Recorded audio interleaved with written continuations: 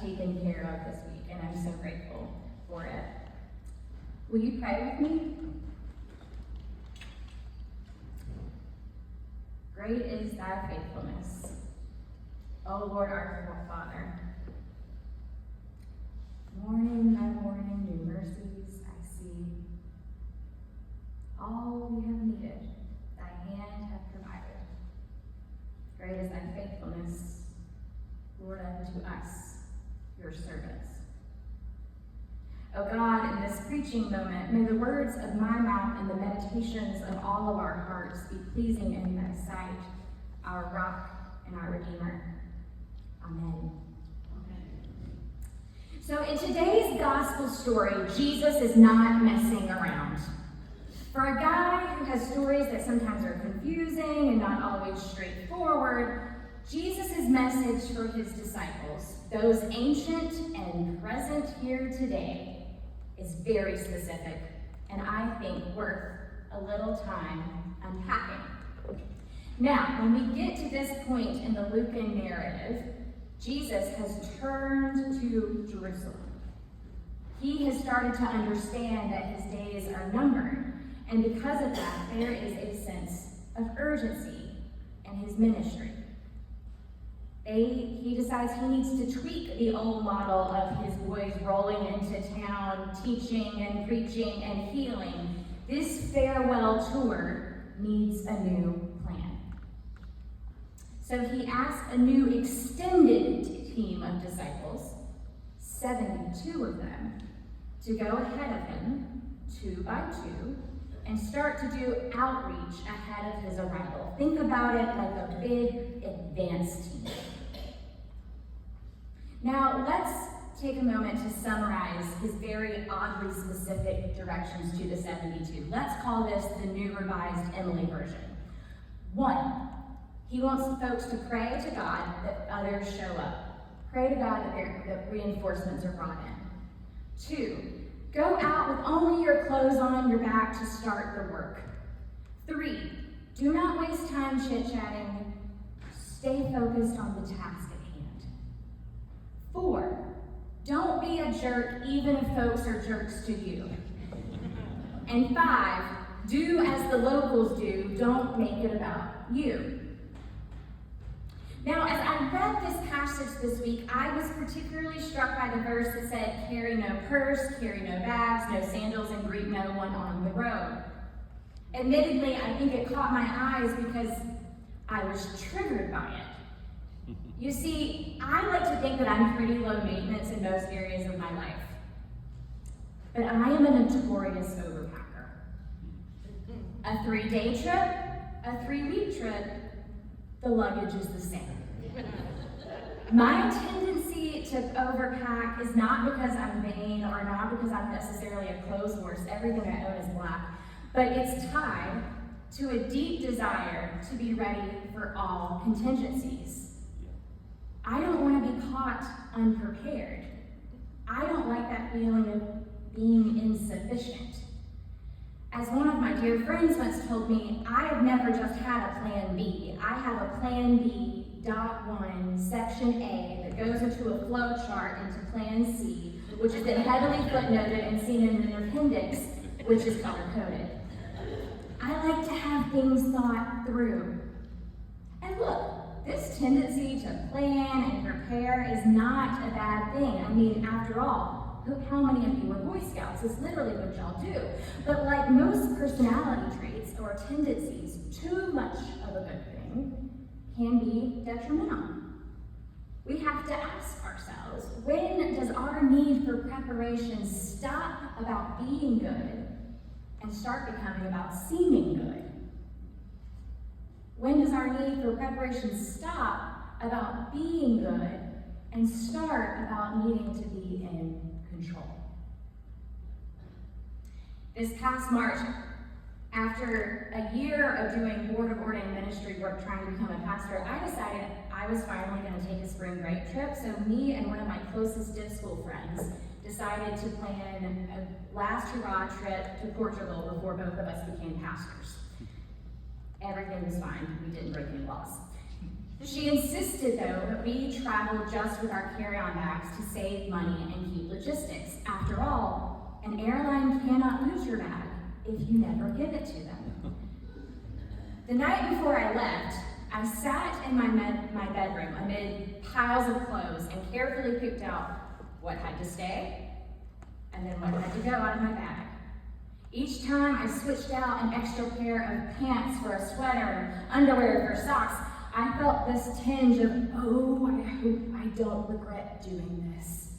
What if I need my winter coat, even though it's springtime in Portugal? I tried to get as much as I could into that bag. I was doing vacuum seal bags. I was looking at the Marine Corps on how they did folding techniques on YouTube. I did the whole sitting on the bag and zipping it. It's not dignified. It wasn't ladylike, but I did it because I was trying to get as much as I could in my bag. But the parameters given to me, the size of my suitcase, which I think TSA just keeps making smaller and smaller, made it so only the essentials could come with me. I had to let some of my stuff go. I was experiencing baggage about my baggage. Hearing Jesus' words today and knowing that there was no pastor who understood his people better, I'm willing to bet that Jesus got specific with his direction because there were some overpackers among the 72. They wanted to take a bag full of their stuff to go on this mission so they could be ready for all contingencies. I imagine some were inclined to pack their best clothes so they would seem impressive to everybody that they preached to. I imagine some said, well, I'm going to need a weapon in case I need to be perceived as strong, or maybe I need to carry some armor in case somebody tries to hurt me. Or maybe I should bring my resume and my degrees and all of the research that I've done so I can prove to anybody that I want to that I'm right and they're wrong. Can we relate in the church ever? It's easy for us to judge these disciples for these very human tendencies until many of us, your new pastor included, takes a long look in the mirror. So Jesus says, resist the urge to overpack. Embrace simplicity. Just go like you are and then do exactly what I tell you to. He says, preach about the kingdom of God being at hand and then instructs them to not just talk about it, but to act in a way that shows what the kingdom of God is about. Go with another person because this work is hard. And it requires both accountability and community. That's why the church exists.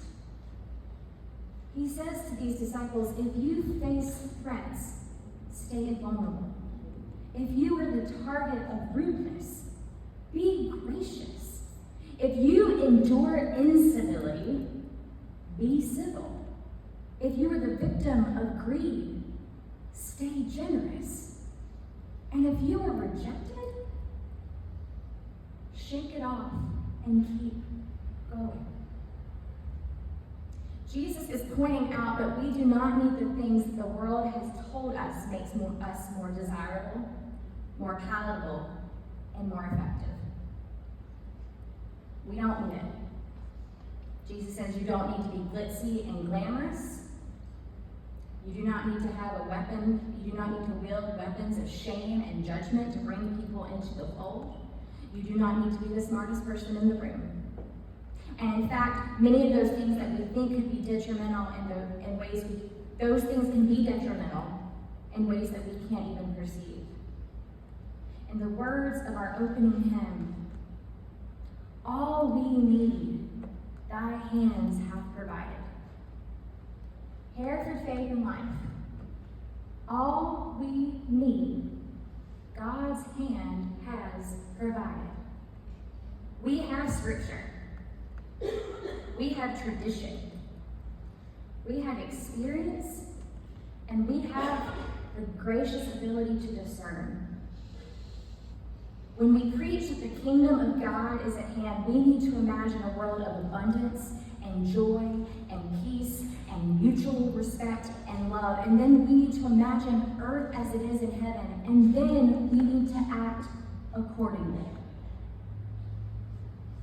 When I consider the task before the church, this local congregation, and the entire world, I hear the urgency in God's voice. Can you hear it? Do you hear the urgency in God's voice? I have never been more convinced in my life that this world is in need of the gospel of Jesus Christ than in this present moment. We are living amid a scourge of mean-spiritedness and loneliness and apathy about the well-being of others.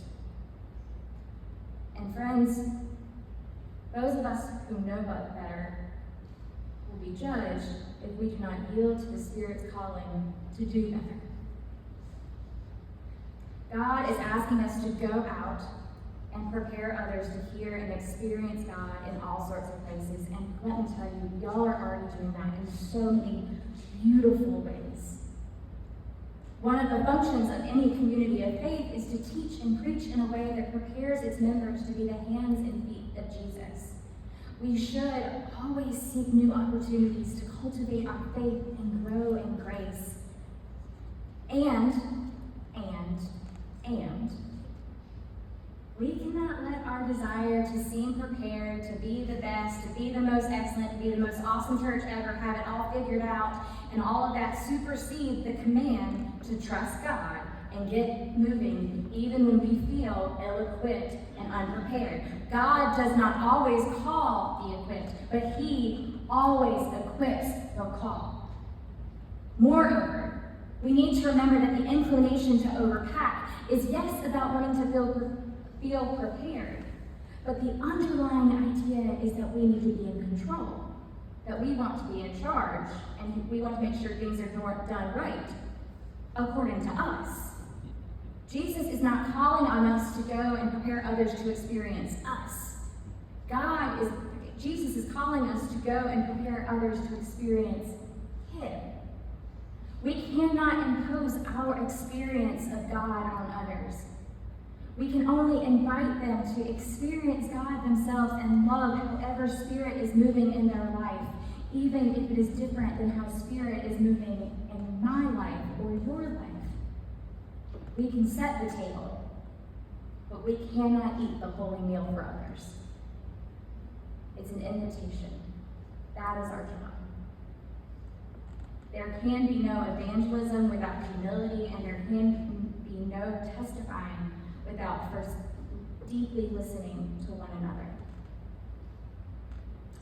And not carrying around a lot of baggage while doing this work makes that easier. Our story ends today with the disciples returning and telling Jesus how successful they were in their efforts. Jesus loves it when people come back and say how great they were. Hold this. Just when they started to get excited about how successful they were, Jesus reminds them in his most Jesus-y way. He says, "Do not rejoice at this, that the spirits submit to you, but rejoice that your names are written in heaven." Or, as Eugene Peterson translates it in The Message, I like this translation, "The great triumph is not in your authority over evil, but in God's authority over you and presence within you. Not what you do for God, but what God has done for you." That's the agenda for rejoicing. The great triumph is not in your authority over evil, but in God's authority over you and presence within you. I have a lot of hope and a lot of joy about joining this congregation as your pastor.